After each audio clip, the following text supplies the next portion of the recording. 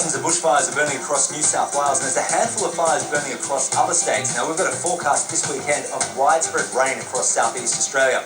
So the question is, how much rain does it actually take to extinguish a bushfire? Well, let's have a look now at the different intensities of rainfall and what impact that rain would actually have on a fire. We'll start with light rain. Light rain, we're talking about less than 10 millimetres of rain, and basically it will have little impact on the spread of a fire. Like spraying water onto a campfire, within seconds that fire will be raging once again.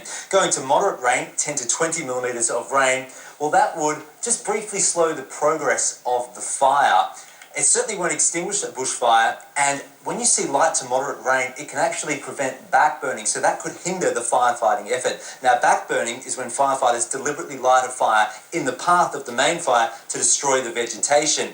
If you have light to moderate rain, it can wet the vegetation, and therefore lighting those small fires, well, that could be impossible since the vegetation becomes wet. Let's go to heavier rain, 20 to 40 millimetres. That will substantially slow the progress of a bushfire. Certainly not enough to extinguish a bushfire. Now, you want that rain to fall steadily, say over a 24-hour period. You don't want the rain to come from a thunderstorm. If the rainfall is intense, it will simply run off the surface. It won't actually soak into the vegetation. Also, if you have torrential rainfall, it can lead to flash flooding.